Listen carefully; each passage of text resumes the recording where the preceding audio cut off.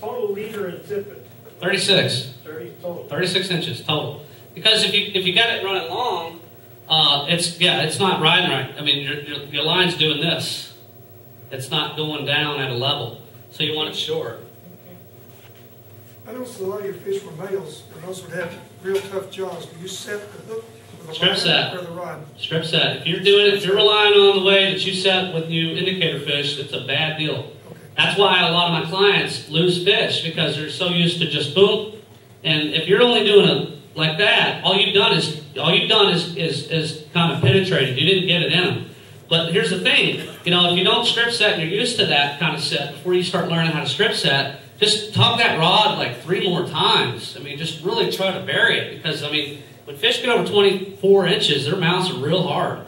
And if you're not burying it, that's why I like stiff rods. You know, if I'm relying on soft rods, if there's any give in my rod, it's a bad rod for streamer fishing, especially with this heavy stuff.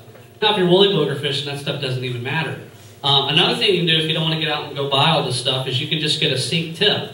And you can throw them on 6-weight, 7-weight rods and just attach the tip section. That's how that Lane guy caught that brown at rim the other day. Is he didn't have any of that stuff. I didn't bring my streamer rods. I didn't know we were going to do that.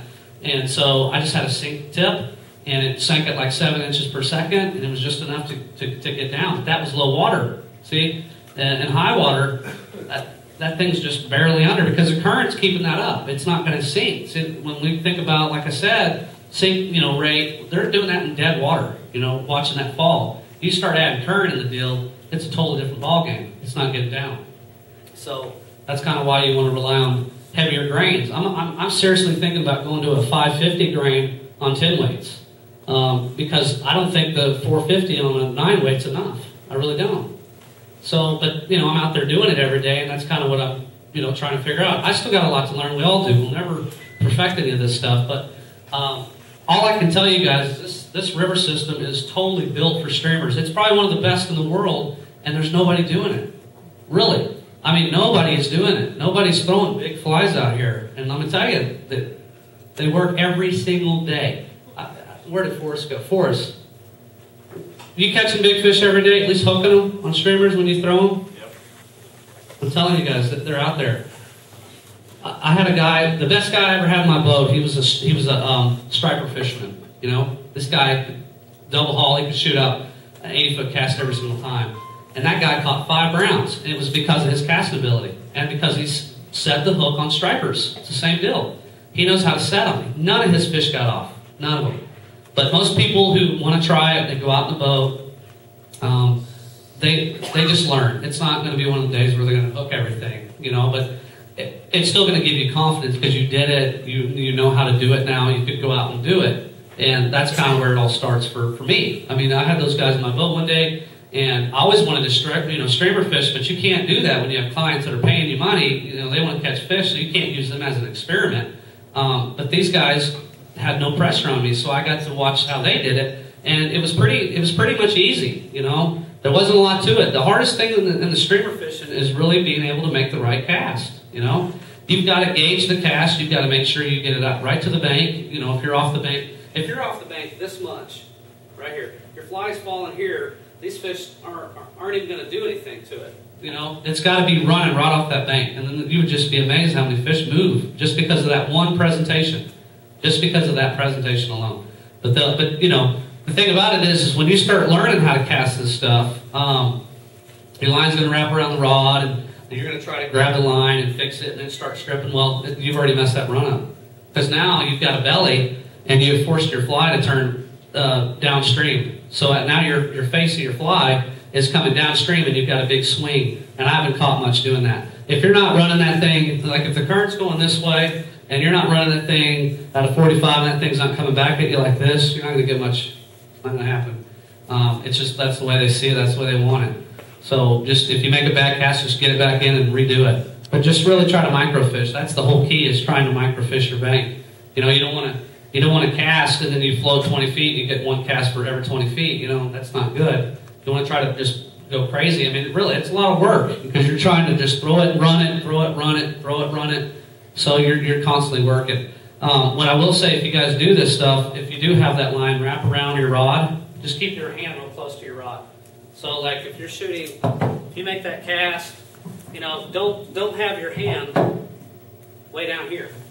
You know, like when you're casting, don't have your hand down here. Have it right here. And then when you run it, actually let it slide in your hand. So you're casting, just let it run, and then boom. Then you see how you're stripping now? See, if you just go like this, that as soon as you shoot and let go, what we're all used to, that line's just going to go wrap. So then you're going to have to unwrap that, and then you're stripping. Well, that's why it's difficult. You just got to learn how to keep that in close, and then just let that slide. And then as it gets down, boom, now you're running immediately. It's just a boom. That's how you have to do it. You got to run it just like that. Any other questions? So with the like 3 generators less, you're recommending 425 on the line then? 450? Yeah, 450. And then anything above that is 500 then? Yeah. Yeah. If you're at 9,000 CFS or more, I would go to 10 weights and 550. That's just my recommendation. That's and it's not hard, guys. I mean, if you balance your rod out right, which I've figured out, it's really effortless to cast these things. It's not a lot of work whatsoever. And is there any other manufacturers by Sage in Pt.4 that you considered? Well, I mean, that's an Orvis rod. I really, when you're throwing 8 weights and bigger, it's just a rod.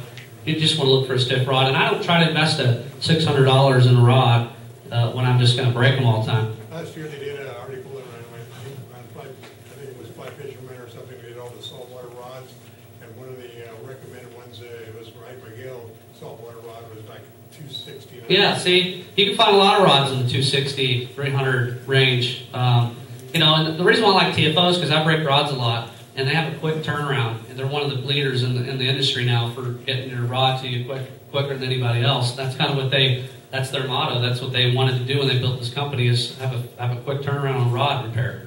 And that's something that we all kind of we need our rods. You know, I don't have the money to just go out and buy another 8-weight rod.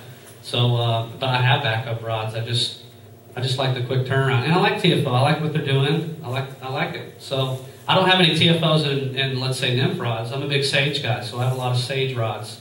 But when I'm going to streamer fishing, I just whatever works, just as long as it's a broomstick. The stiffer the better. That's going to help you on getting that hook set. Even if you have a bad hook set, you know, a weak one, that rod's going to help you. I mean, if you have a softer rod, you're going to really have to rely on pulling that thing back. Charlie, when you're casting, are you stopping with these bigger streamers? Are you stopping the rod up high or letting it go kersplat into the water?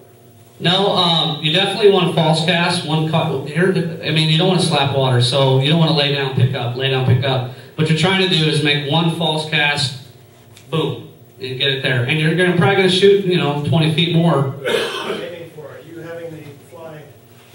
No, I'm not slapping. Nah, it doesn't matter. You just want to get it there, you know, and that 450 will get it going, you know. The first time you pull it, even when you have, let's say, a light fly with a deer head, it's going to suck that thing right underwater. Because that's why you don't want a long leader system, because you know, your line's doing this, and then you get this big bow, and it'll suck it, but it's going to ride different. You know, you want it to be falling. That's why you want that leader setup to be close to that weight of that head, so it's all falling together. Is there any particular brand? Jim? Any particular brand of lines that you like? Larry and I, we did a field test on SA, and you wouldn't believe it. The line fell apart in probably 6 times. It started cracking real bad, and you could see actually gaps from it just not you know, staying secure around the inner core part of the line. So we started throwing Jim Teeney's and Kelly Gallup's streamer lines, and we haven't had problems with them yet. So I wouldn't recommend the SAs. I'm not against SA. I like some of their lines, but their Streamer Express is no good. No good. So yeah, just the 450 I have, it's a Jim Teeney. The 275 is a Kelly Gallup streamer line. And that's it. Any other questions? All right, let's talk fly. We got a little time. I don't think I'm going to knock out 3. I'm going to tie this fly that I kind of submitted to Rainey's. It's a big sculpin. It's something that I kind of came up with. And I wanted a big sculpin for high water. You know, we have a lot of sculpins for low water, but I really wanted something that would move big fish.